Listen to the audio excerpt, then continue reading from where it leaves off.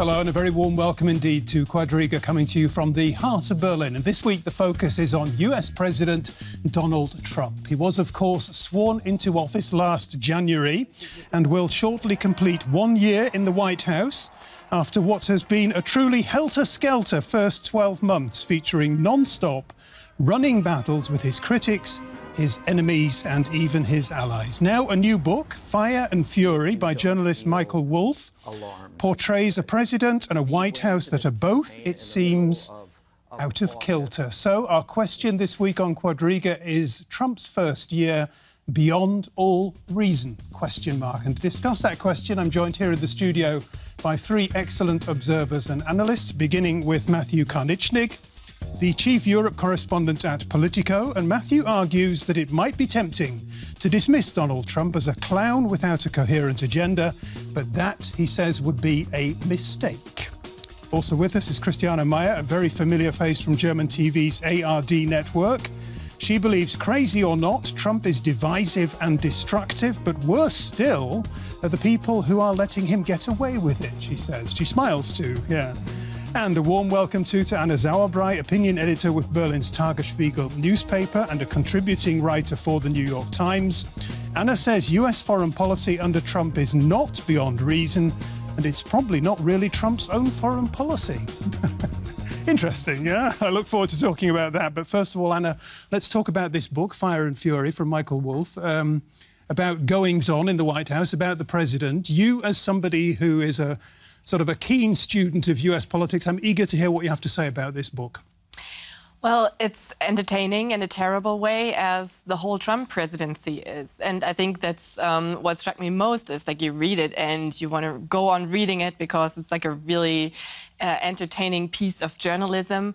And then you have to tell yourself, well, this may not be the full reality, but it's sort of an important part of it. So we shouldn't laugh. And that's what we have to remind ourselves all the time when it's talking about Trump, is that we should not laugh about him too much. This is serious. Christiane Meier, you too are, you have an eagle eye on American politics. You were a correspondent in Washington for almost 8 years, yes. For almost 8 years. What do you make of the book? Yeah? Is it gossip or is it journalism? It's probably both. I think it confirms our worst fears. I mean, that the actual situation in the White House is probably as described in the book. Maybe it's inaccurate in some parts, but it is, as my colleague said, entertaining, but in a bad way. It's like an accident. You can't look away, you know? You keep reading it. It's really amazing how adaptable human beings are. We thought when Trump took office that this is totally impossible, and we're shocked and disgusted and whatever else. And now we think it's an entertaining, very sad and it's the new normal. Destructive situation. Not normal. I wouldn't go that far. The new abnormal. I wouldn't go. Yeah, maybe. Matthew Karnitschnig, what do you make of it all? I mean, what for you, when you read the book as much as you have read, what is the most worrying revelation from the book? I wouldn't say that there's any one thing that's particularly worrying. I think that reading the book is almost a guilty pleasure. Number one, because I think for many of us it confirms, as Christiane said, our worst fears, although I don't think that they really needed to be confirmed, because they're confirmed every day on Twitter and elsewhere. So I think it's further confirmation, really, of what we already knew. That said, I think that there are serious questions about the veracity of much of what is in the book. And some people say, well, even if only 20% of what Michael Wolff has written here is true, that's still horrendous, which is certainly true. But I think that there are serious questions. When you say horrendous, I've got, one line that leapt out at me. Trump won't read anything, not a one-page memo, not the brief policy papers, nothing. Yeah? See, I think that's probably not true. I think that he will read a one-page memo. This is a person, though, who went around boasting that he got through college without opening a textbook. So, and it's also worth remembering that the people who are his base, they're not going to be reading this book, number one, and their only real sort of perception of the book will probably be on Fox News, where the book is being, shredded day in and day out. and Michael Wolff sort of castigated as this charlatan. So I don't think that in terms of his base, it's going to hurt him very much. The people who read the book, they've sold 1 million copies already, apparently, are the people who already hate Trump, and they're going to hate him even more, or if that's it's not going to be a game changer. It's not going to be a significant blow to the president standing in the medium term. No, because I think that they've already been fairly successful in discrediting the book because there are factual errors in it. And this is sort of a classic tactic. He gets a lot of small things wrong.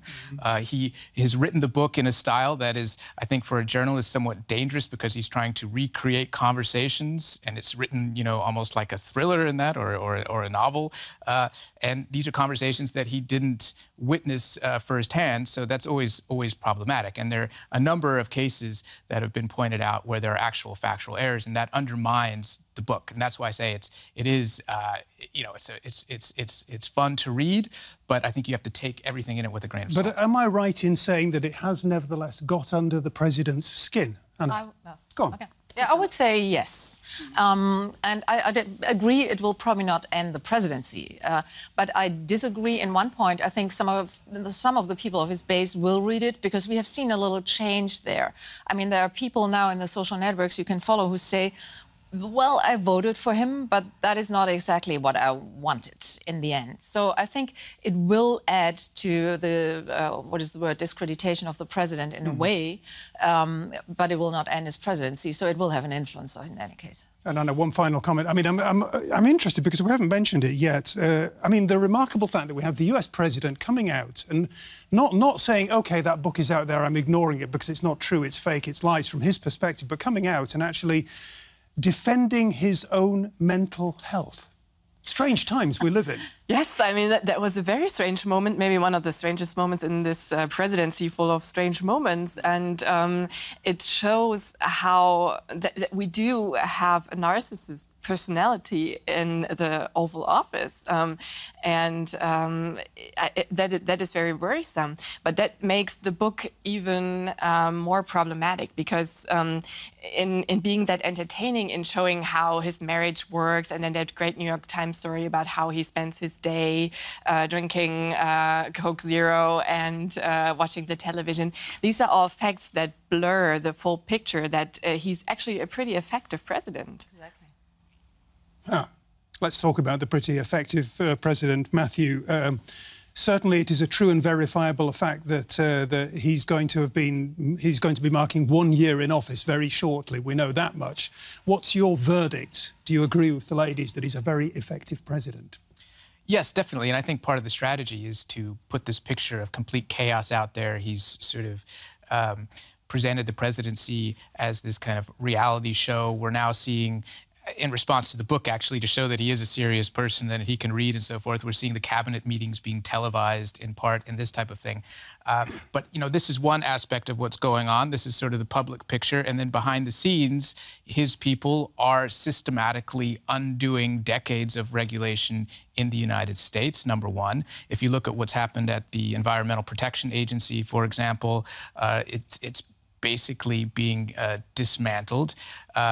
They've allowed, for example, drilling on both the Atlantic and the Pacific coasts. We're talking about millions of hectares of sea that will be opened potentially to drilling in the coming years. It's things like this that I think really will have an impact in the long term. And the other big area is the courts, where he inherited more vacancies, more judicial vacancies than any other president, I believe, in the history of the country. And the significance of this is that he will get to nominate now more than 100, I think it's 150 federal judges potentially in the coming years. And these are people who serve out life terms, which means that long after Trump has left office, you will have judges there sitting on the federal bench who will be making really important decisions. And this also includes the Supreme Court. He's already nominated and had approved one justice, and more are likely to follow given the sort of age dynamic on the Supreme Court. So I think that he already has been very effective in this regard. It hasn't gotten as much attention because of the tweets, because of this whole sideshow. Do we and assume I think that, that's the a sideshow, problem. is it all it's a smoke screen or what? I would just say one more word on that. I do think that he's very vain, and I think this is the problem, and you know, he has to respond to everything. But I think that there are people in the background that we don't hear so much from that are really pushing, I don't know if it's his agenda, but they're pushing a very conservative Republican agenda behind the scenes, and it's having an impact. And a very coherent agenda, too. And take the whole tax situation. Yes, I mean. yes. And I was going to mention or add the tax reform too, because I mean that's something that's going to have a very long term. Yes, it's going to have a very long-term effect, and it's going to, if it stays in place, it's going to affect the middle classes in ways that make those problems worse, and the socio-economic problems that have brought Trump into office. So I think there are long-term effects that we can't ignore. When we talk about coherent, incoherent, is there such a thing as Trumpism? There might be, but the incoherency is also that, for example, the Republicans never wanted a huge deficit. Now Trump comes along with his tax reform, and the deficit is going to balloon out of control. It's ultra-Keynesian-style deficit spending. So it's totally inconsistent. And at the same time, the Republican agenda is going to be pushed through, as you said, on practically every level, no matter what. And I think, to say something critical about ourselves, the press, I mean, all this tweeting and sort of saying crazy stuff, you know, all that has really distracted us completely from what is happening under the radar. And all these things, like, for example, the national parks, you know, he's going to really hurt the country by doing these things. And people have not really realized what is happening because everybody is going on about how crazy he is all the time. And that makes him a lot less crazy than people think.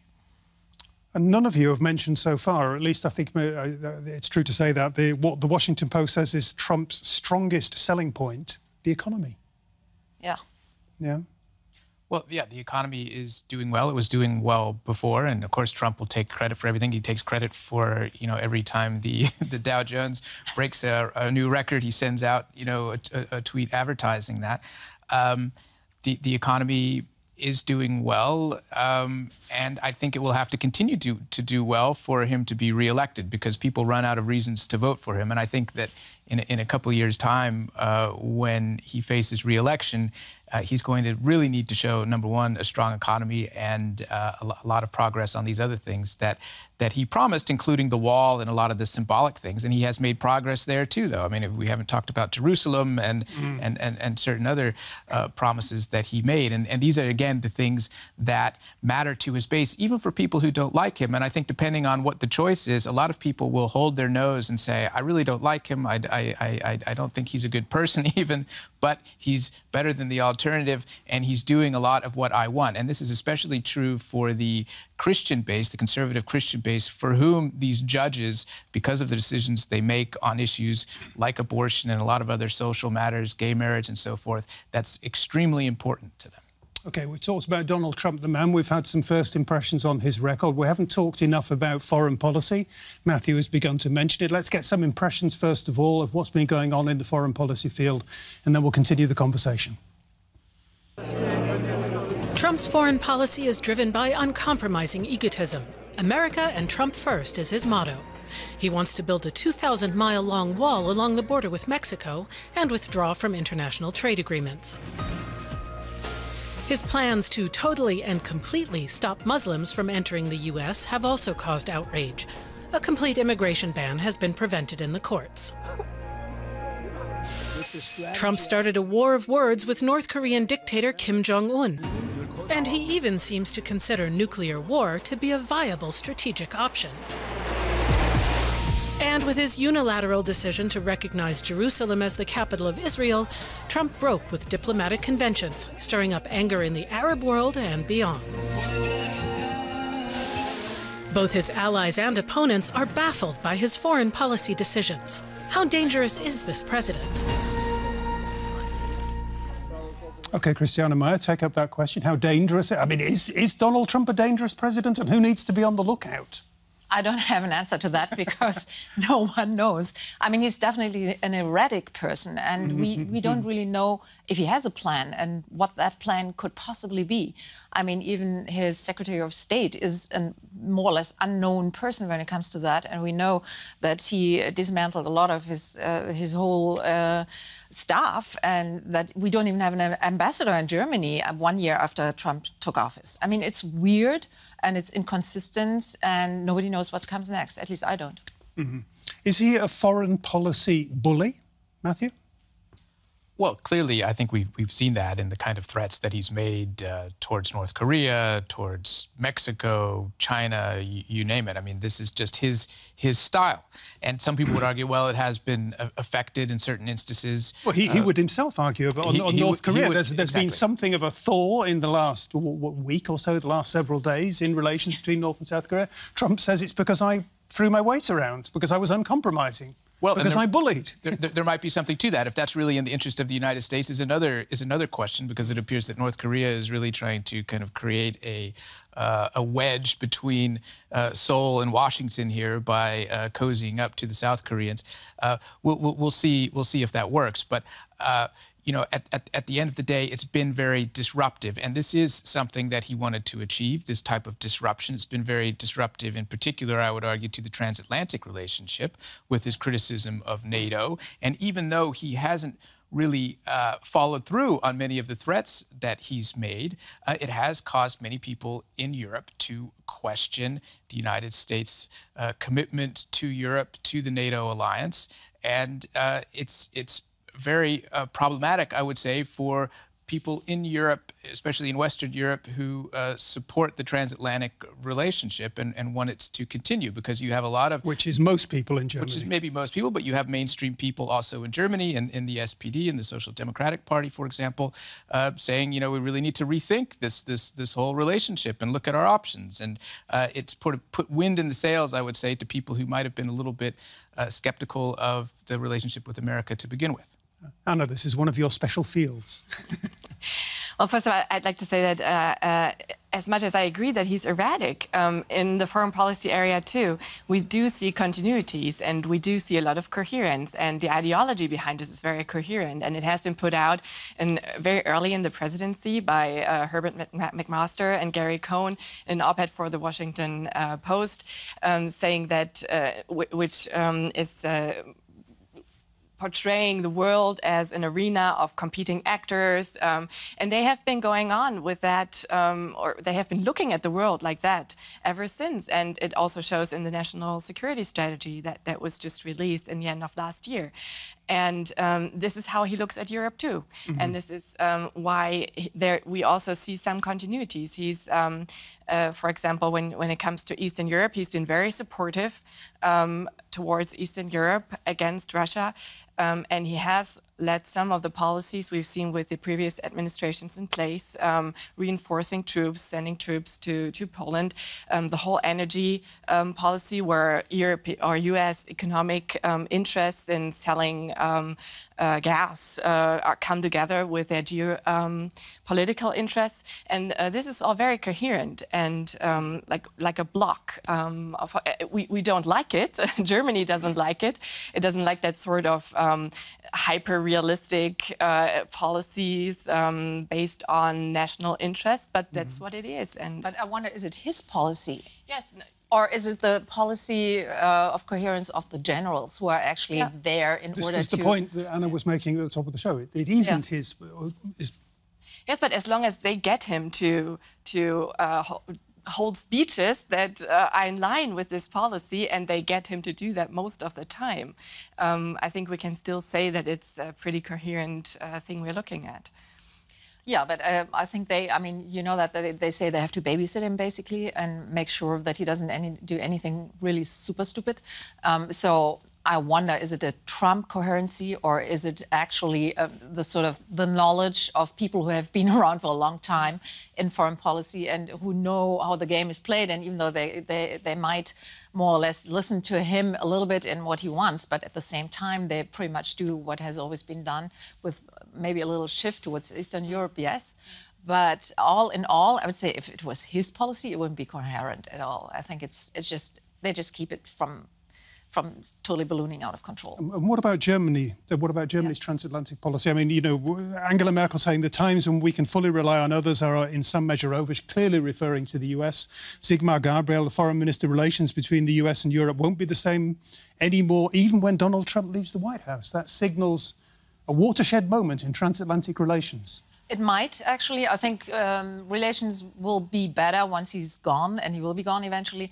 At the same time, I think that also has to do with the European feeling of trying to become stronger as Europe and to be more independent of the influence of the Americans and the United States. So I think it's a double strategy also. You can see that obviously we are not the main partners anymore, but at the same time, it gives us the chance to sort of look around and say, who are we? You know, who do we want to be?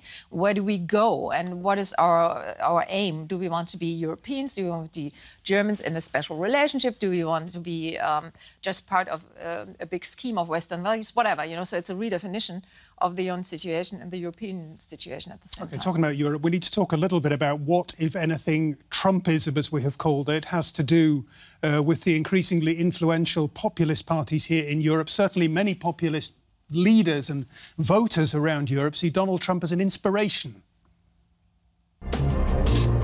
Britain's departure from the European Union indicates a historic turning point.